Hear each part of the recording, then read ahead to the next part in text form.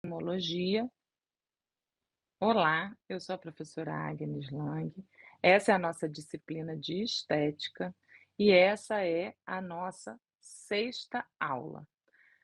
Bom, qual é a nossa temática de hoje? Na aula de hoje, nós vamos tratar de epistemologia e estética.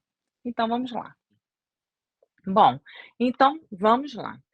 A epistemologia e a estética são dois campos muito importantes da filosofia que se ocupam, respectivamente, do estudo do conhecimento e da apreciação da arte e da beleza. E ambos têm como objetivo investigar questões fundamentais relacionadas à nossa compreensão do mundo e da experiência humana. Então, é interessante que a gente entenda isso para poder entender esse conceito, né? Esses conceitos. Então, a epistemologia, ela se preocupa em entender como que nós adquirimos conhecimento. Quais são os critérios de justificação do conhecimento e como nós podemos distinguir o conhecimento de uma mera opinião? Porque são diferentes, né? Ah, a minha opinião é tal, mas o conhecimento científico diz o quê? Ela busca responder perguntas como, por exemplo, o que é o conhecimento? Como podemos saber que algo é verdadeiro? Quais são os limites do nosso entendimento? E aí, através de análises críticas e teóricas, a epistemologia, ela examina os fundamentos do conhecimento e a natureza da nossa capacidade de conhecer. Então, percebam que está ligada àquilo que nós tratamos como conhecimento. E aí, por outro lado, a estética, ela se concentra na experiência estética, que é o quê, né? Na apreciação da arte e na compreensão da beleza. E ela explora questões como, por exemplo, o que é arte? Qual é a natureza da beleza? Como julgamos as obras de arte?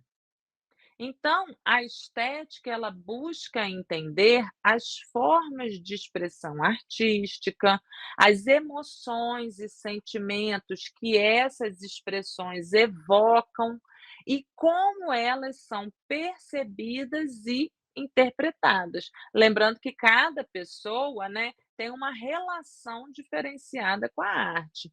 E ela investiga também como a arte nos afeta e como ela reflete aspectos culturais, históricos, individuais da nossa sociedade. Então, a palavra epistemologia, né, para a gente poder trabalhar com as palavras, tem origem no grego episteme, que significa o quê?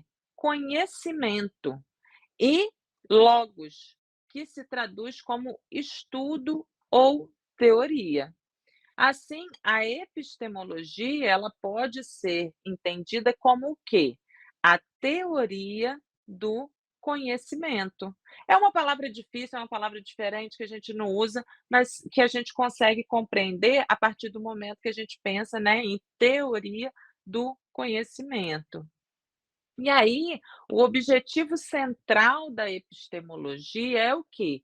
Responder a questões fundamentais sobre o conhecimento humano, né? Como a gente falou anteriormente. Então, quais são essas questões?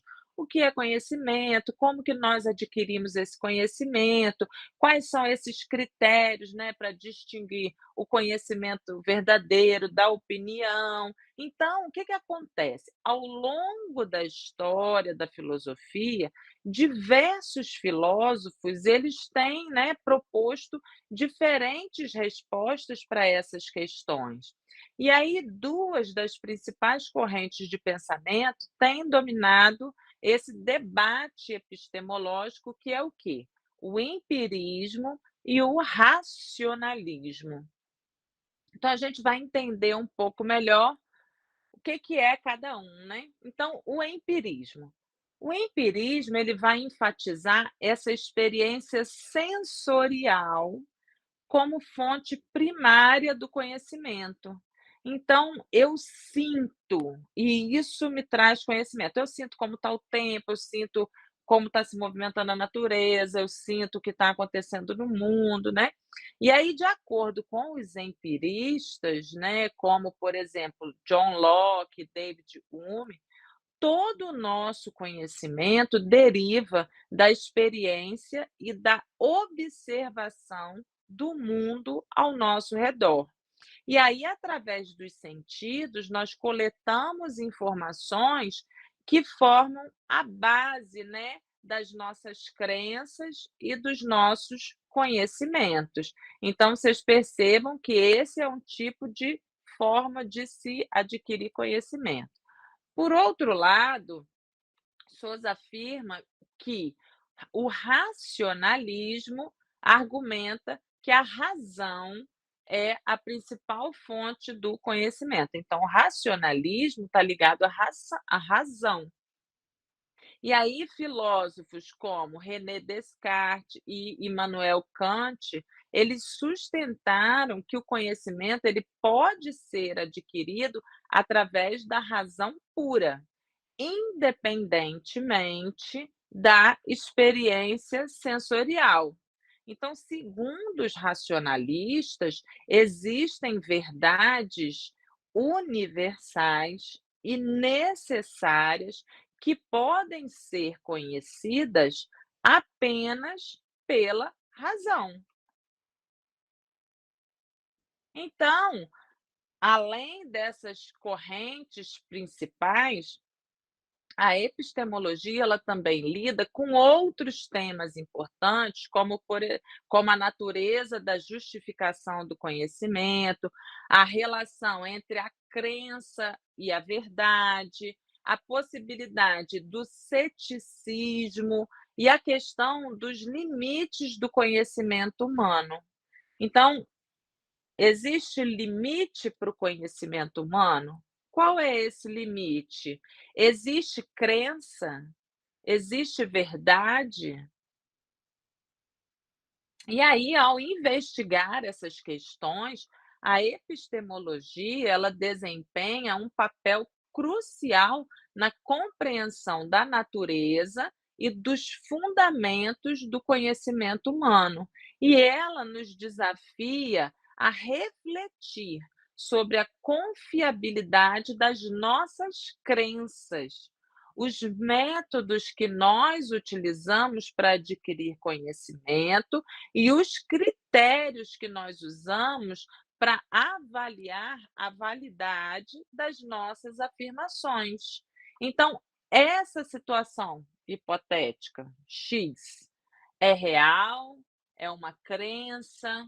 O que que é isso? Então, como vamos saber, né? Então, são métodos utilizados para se pensar a respeito disso. E aí, o objetivo central da epistemologia é investigar a natureza, origem, métodos, critérios e limites do conhecimento humano. E essa área da filosofia, ela busca responder a perguntas, né, fundamentais, como a gente disse já. Então, como que a gente pode adquirir o conhecimento? E o que é esse conhecimento? Qual é a sua natureza? quais são os seus limites. Existem limites para aquisição de conhecimento? Então essas indagações, elas têm grande importância no estudo do conhecimento e na compreensão do mundo que nós vivemos. E aí nós vamos destacar alguns objetivos, né, e a importância da epistemologia. Então, vamos lá falar sobre a compreensão do conhecimento. Então, a epistemologia, ela busca entender, né, o que é esse conhecimento e como é que ele pode ser justificado. Então, ela vai investigar as formas pelas quais nós adquirimos conhecimento. Quais são as formas que nós conseguimos adquirir conhecimento? Como que nós aprendemos? Com o que acontece ao nosso redor que faz com que a gente aprenda alguma coisa. Então, né, para a gente pensar. E vai examinar os critérios de validade, analisando também as diferentes teorias sobre a natureza do conhecimento. E aí vai fornecer uma base teórica sólida, né, que é a epistemologia, permitindo entender melhor o que nós sabemos e como nós sabemos. Então, vamos pensar aqui na avaliação da confiabilidade do conhecimento. Então, a epistemologia, ela vai fazer o quê? Analisar os fundamentos do conhecimento e questionar se são confiáveis, né? Questionar a sua confiabilidade. E ela explora os problemas do ceticismo, né? Quando a pessoa é cética, ela não acredita e tudo. Investigando se nós podemos ter certeza das nossas crenças. Nós cremos em tal coisa. Nós podemos ter certeza disso? E se existe algum critério seguro para distinguir o conhecimento verdadeiro do conhecimento falso. E aí, ao examinar os métodos e as fontes de conhecimento, a epistemologia ela vai ajudar a avaliar a confiabilidade, né, daquilo que é um conhecimento confiável de uma mera opinião. Então é interessante que nós temos as nossas opiniões, nós temos o nosso conhecimento e a epistemologia ela está aí para perceber. Isso é uma opinião, isso é uma crença, isso é conhecimento. Onde que eu posso colocar? Em qual caixinha eu posso colocar essa situação?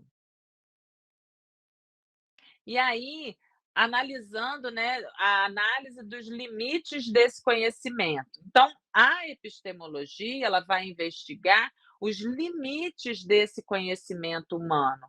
Ela vai questionar se existem áreas do conhecimento que estão além da nossa compreensão ou se há limites inerentes à capacidade humana de conhecer. E essa análise crítica dos limites do conhecimento vai permitir o quê? Reconhecer as fronteiras da nossa compreensão e a importância de uma postura humilde perante aquilo que nos é desconhecido. Então é interessante perceber que sim, há muitas coisas que não conhecemos, mas conseguiríamos alcançar esse conhecimento? Então, que a gente tenha, né, essa humildade diante desse desconhecimento. E aí a fundamentação do conhecimento científico, né, nessa fundamentação, a epistemologia ela vai desempenhar um papel crucial nessa fundamentação. Por quê? Porque ela investiga os métodos, os critérios, as teorias que sustentam a produção do conhecimento científico.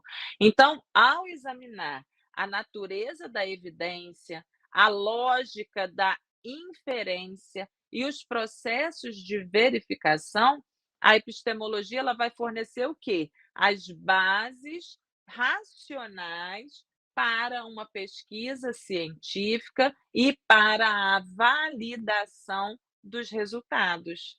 Então, é a partir do momento que eu observo com critérios, né, observo com reflexão, observo com um olhar científico uma situação, é que eu vou chegar a essa conclusão. E aí a reflexão sobre o papel do sujeito no conhecimento, né. Então a epistemologia, ela vai refletir a respeito dessa relação entre esse sujeito que conhece e o seu objeto de conhecimento. E ela investiga como que esses processos cognitivos, as crenças, os valores e as experiências, elas influenciam essa construção desse conhecimento. Então, ao compreender a interação complexa entre o sujeito e o objeto, a epistemologia vai nos ajudar a reconhecer a influência das nossas perspectivas individuais e culturais na aquisição e interpretação de um conhecimento. Então, é interessante que a gente perceba a questão como um todo, né, e que o conhecimento é realmente poder, né. Então, dentre os fundamentos epistemológicos, os mais conhecidos e debatidos na filosofia do conhecimento são o coerentismo, que é uma teoria epistemológica que enfatiza a coerência interna como critério de justificação do conhecimento. Então, de acordo com essa abordagem, uma crença é considerada justificada quando ela está em harmonia com outras crenças num sistema, né, fazendo parte de um sistema coerente. E aí, em outras palavras, a justificação de uma crença vai derivar da sua consistência e compatibilidade com outras crenças do sujeito. Nesse sentido, a verdade absoluta, ela não é necessariamente o critério principal, mas sim a consistência interna desse conjunto de crenças. E aí o fundacionalismo, que é uma teoria epistemológica que defende a existência de crenças básicas ou fundamentais como alicerce do conhecimento. E aí, segundo essa abordagem, existem algumas crenças que são consideradas autoevidentes, autojustificáveis ou infundamentadas, e servem como ponto de partida para a construção de outros novos conhecimentos.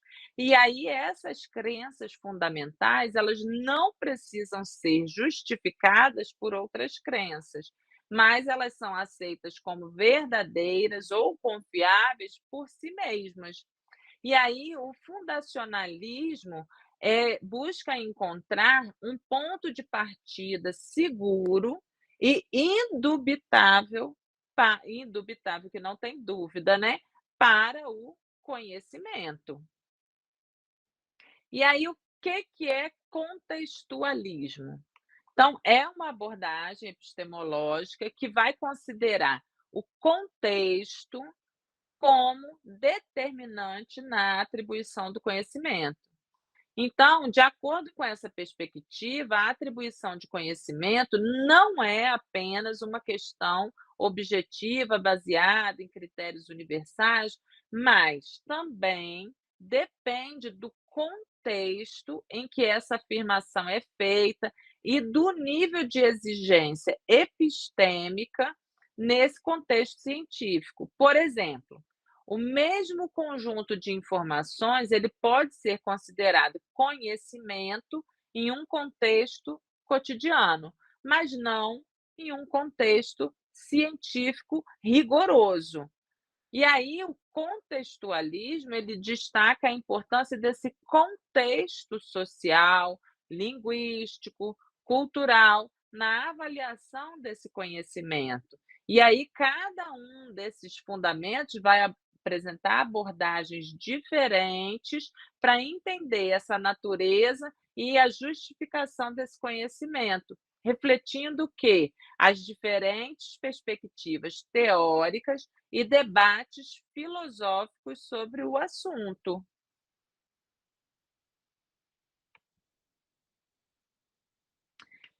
Bom, a epistemologia contemporânea, ela se refere às abordagens e debates atuais no campo do estudo do conhecimento. E aí nessa área, os filósofos, eles investigam questões relacionadas à natureza, origem e validade do conhecimento, levando em consideração que as descobertas e avanços recentes em outras disciplinas, como a ciência cognitiva e a filosofia da mente. Então, a epistemologia contemporânea, ela abrange uma ampla variedade de perspectivas e teorias, abordando questões que são muito complexas, né, e bastante desafiadoras. E aí, as teorias da justificação. Então, as teorias da justificação, elas se preocupam em determinar o que torna uma crença justificada ou um conhecimento válido. Duas abordagens amplamente discutidas são o externalismo e o internalismo, que a gente vai entender um pouco melhor.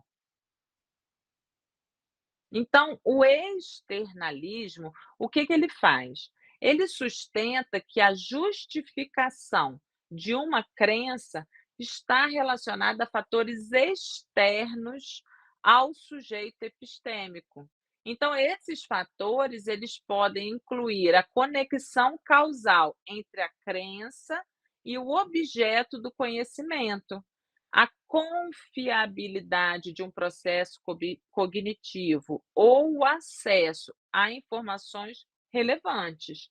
Nessa perspectiva, a justificação, ela não está apenas baseada nas experiências e estados mentais internos do sujeito, mas também em elementos externos ao sujeito. Por isso que eu coloquei esse sujeito em contato com outros elementos, para que a gente entenda esses externos, né. E aí o internalismo, por sua vez, ele vai enfatizar o quê? Que a justificação de uma crença vai depender exclusivamente de fatores internos ao sujeito epistêmico. Então está dentro desse sujeito, né? E aí, segundo essa abordagem, a justificação ela está relacionada a estados mentais, como evidências, razões e inferências que são internas desse sujeito. E o internalismo ele rejeita a ideia de que a justificação possa depender dos fatores externos do sujeito. Então, interessante, né? Porque aí esse exclui o anterior, vamos dizer assim, ele não considera. E aí, quais são as teorias da verdade? Então, as teorias da verdade, elas investigam a natureza e os critérios para a atribuição de verdade a proposições ou afirmações. E alguns dos principais enfoques teóricos são correspondência, que é a teoria, né, que sustenta que uma afirmação ela é verdadeira se ela corresponder, por isso correspondência, ou se adequar aos fatos do mundo. Então, segundo essa abordagem, a verdade está em uma relação de correspondência entre a proposição e o estado de coisas que ela descreve. Já a coerência é a teoria que enfatiza a consistência interna de um conjunto de proposições como critério de verdade.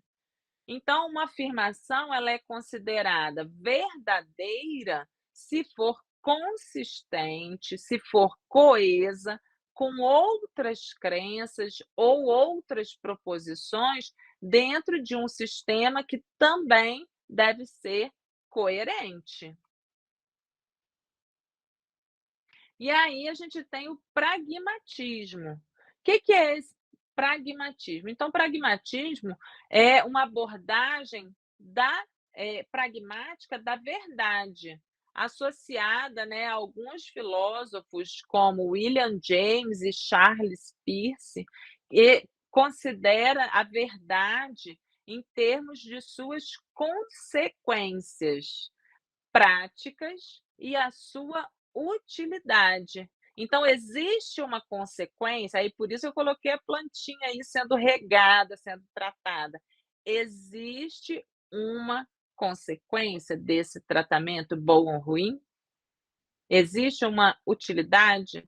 Então, de acordo com o pragmatismo, uma afirmação é verdadeira se funcionar bem na prática e se for útil para nossos propósitos práticos.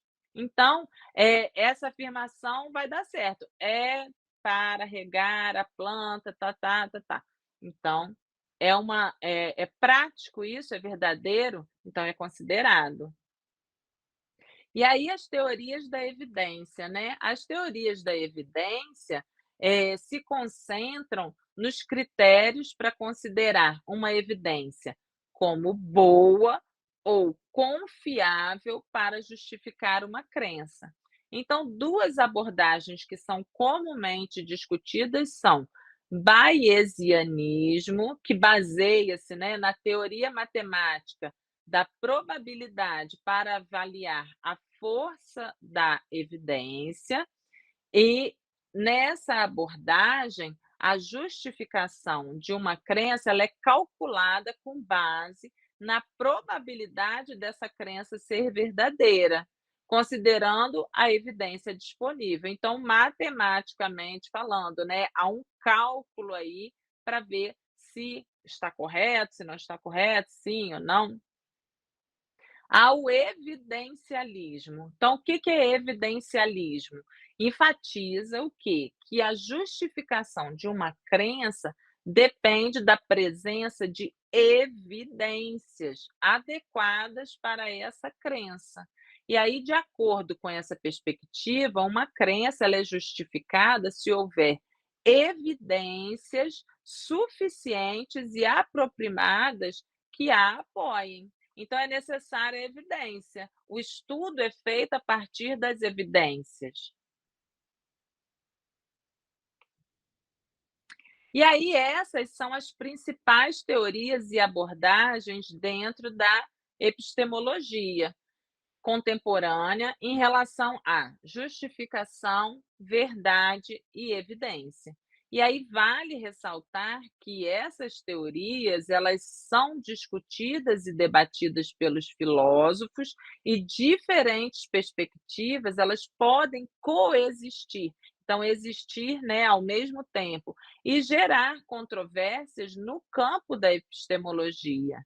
Né? Então, os estudos eles estão acontecendo, as pessoas continuam estudando, continuam conhecendo, continuam pesquisando. Então, essas discussões elas são presentes ainda atualmente. E aí a gente vai falar da estética agora. Então a estética, ela é uma disciplina filosófica que vai se dedicar ao estudo da arte, da beleza e das experiências estéticas. E ela busca compreender os princípios e fundamentos que regem a apreciação estética, a criação artística e a natureza da beleza. Então a estética ela é uma área interdisciplinar que envolve tanto a filosofia quanto outras disciplinas, como, por exemplo, a história da arte, a psicologia, a sociologia. Então também é um estudo, né? A estética também é interdisciplinar. E aí, conforme a palavra estética tem origem no termo grego aesthesis, né, que vai significar sensação ou percepção, a estética como campo de estudo, ela vai surgir no século XVIII com o filósofo alemão Alexander Baumgarten, que atualizou para se referir à teoria do conhecimento sensível. Então, posteriormente, o filósofo alemão Immanuel Kant estabeleceu a estética como uma disciplina filosófica autônoma, separada da teoria do conhecimento. E ela lida com questões relacionadas à experiência estética, à percepção do belo, à análise crítica das obras de arte, buscando entender como as pessoas experimentam e apreciam a arte e como a beleza é percebida e valorizada. Além disso, a estética explora os princípios e critérios que orientam a criação artística e o julgamento estético. E a estética também está sendo ainda, né, sempre estudada, porque qual é o ponto de vista, qual é o olhar, como você olha, né? Então, tudo isso é discutido. E isso é muito bom. As discussões sobre conhecimentos, elas são muito proveitosas para o nosso engrandecimento. E aí, na relação entre arte e estética, elas estão intrinsecamente ligadas. A arte é uma manifestação criativa humana que busca transmitir uma expressão estética por meio de diferentes formas, como, por exemplo, a pintura, a escultura, a música, a literatura, o teatro, o cinema, a dança, entre tantas outras, né? E a estética, por sua vez, ela oferece as ferramentas conceituais para compreender e interpretar a arte.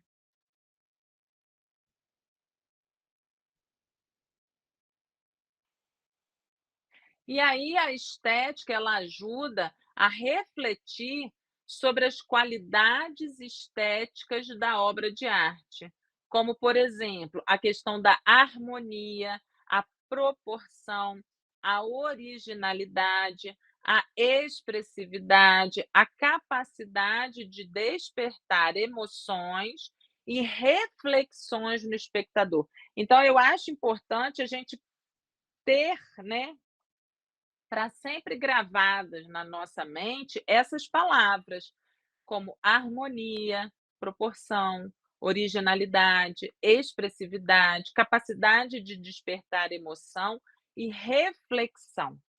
A arte ela faz isso, ou ela busca isso algumas vezes, né?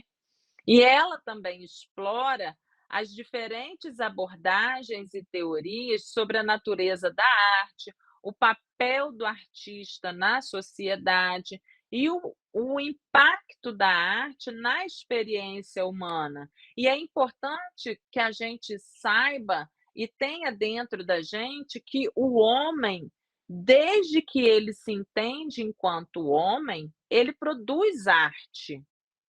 Então, a arte ela é importante para o ser humano, ela faz parte da trajetória da vivência do homem, né. Então, é muito importante que a gente saiba disso e também tenha para nós essa importância. A estética, ela busca compreender a natureza da arte e as experiências estéticas.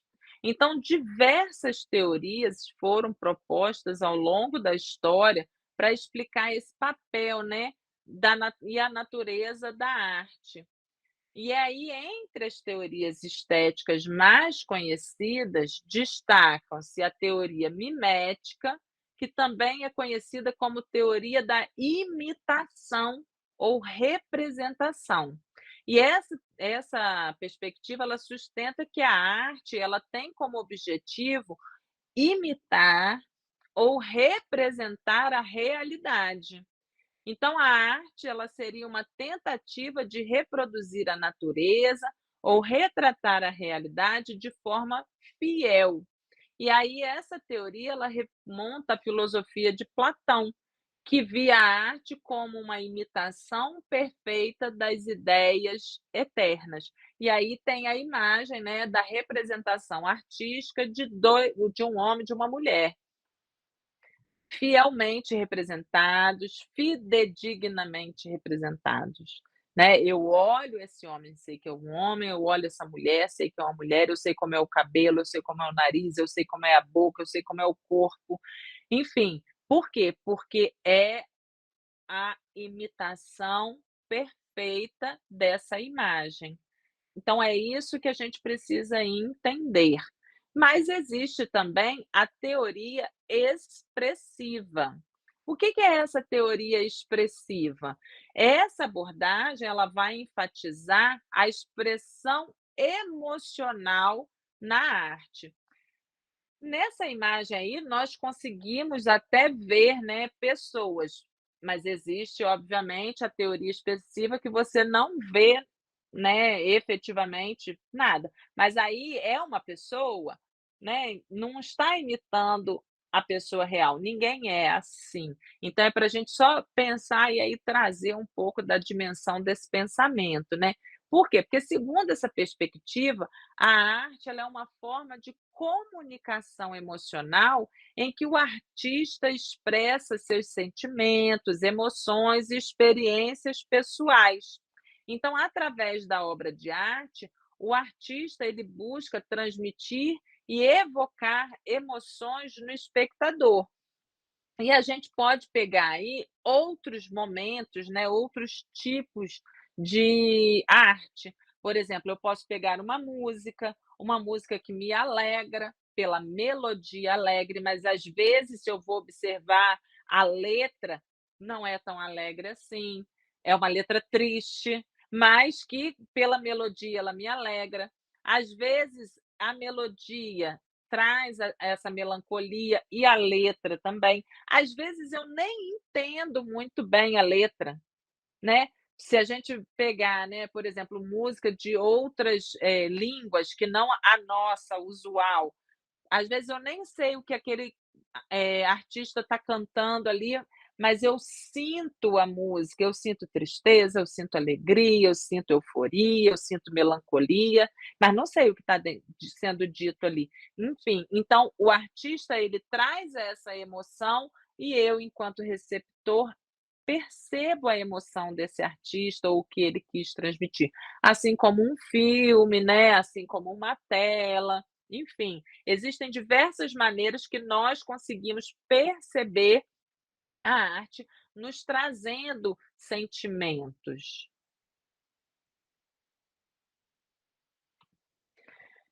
Bom, existe também a teoria institucional. E aí essa teoria, ela considera a arte como uma instituição socialmente construída. E aí, segundo essa perspectiva, o status de arte de uma obra, ele é determinado pelas instituições, como, por exemplo, museus, galerias de arte, críticos de arte, então, só é arte se o crítico disser que é, se o museu aceitar, se a galeria aceitar colocar essa peça, essa imagem lá dentro. A arte ela é vista como um fenômeno culturalmente condicionado, em que a atribuição desse valor artístico vai ser determinada por fatores sociais, históricos, institucionais. Então, existe uma gama de fatores que fazem com que tal obra seja considerada uma obra de arte e outra não seja considerada, né, uma obra de arte. Então, são questões para a gente pensar. E aí, essas teorias estéticas, elas não são mutuamente exclusivas, né? E diferentes abordagens podem coexistir em relação à natureza da arte. Então, uma não exclui necessariamente a outra, elas podem coexistir, existir em conjunto.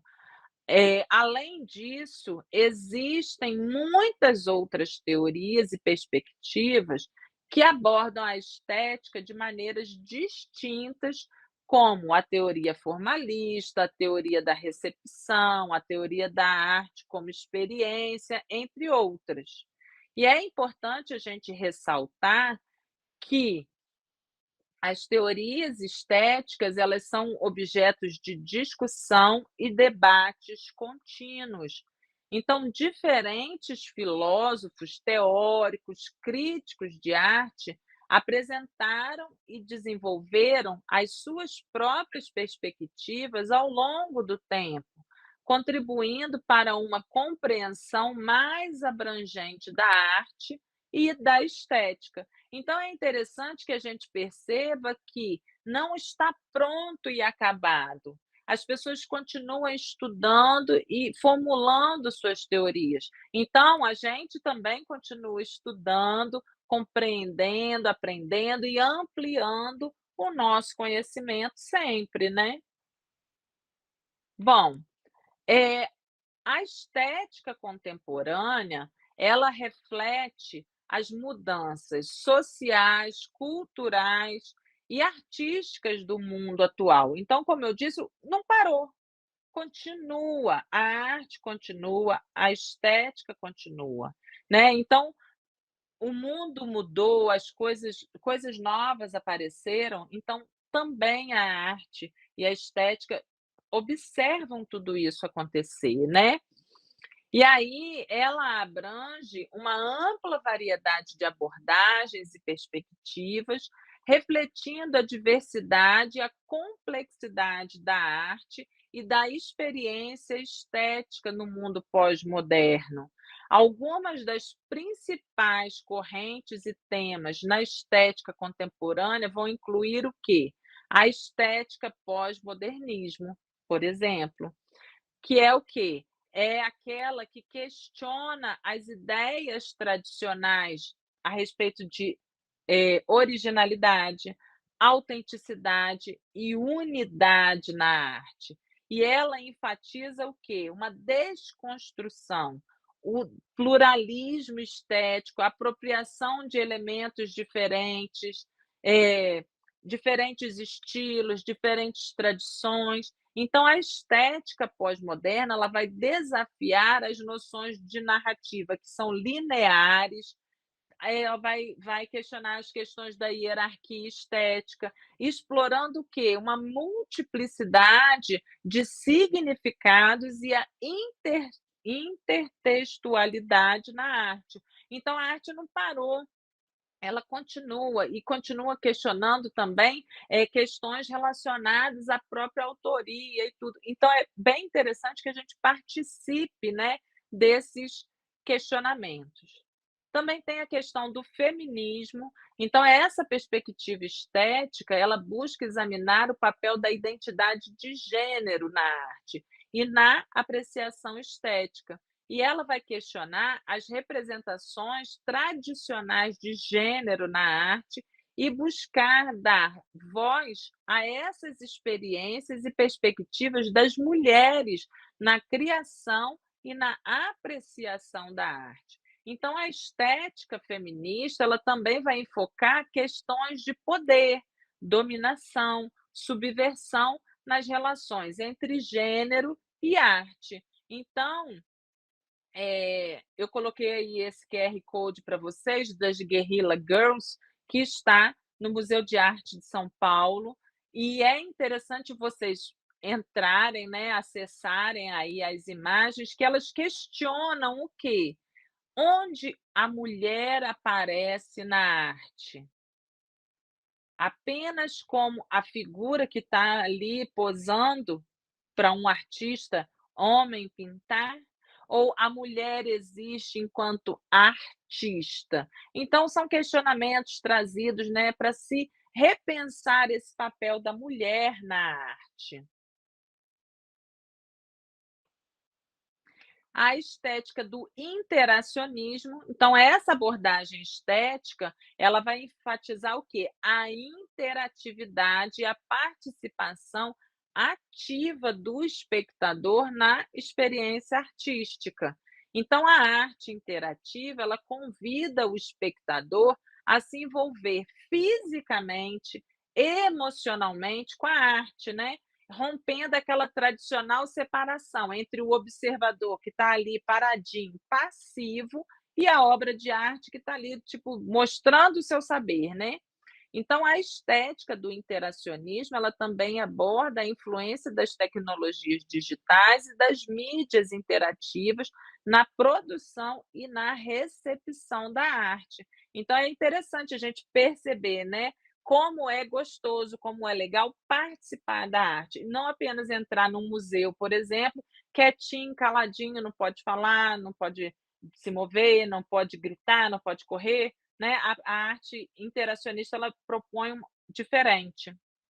E aí a estética da recepção, né. Essa perspectiva ela vai enfocar o papel do espectador na construção do significado da obra de arte. Então a obra vai finalizar quando esse espectador, né, construiu o significado dessa obra.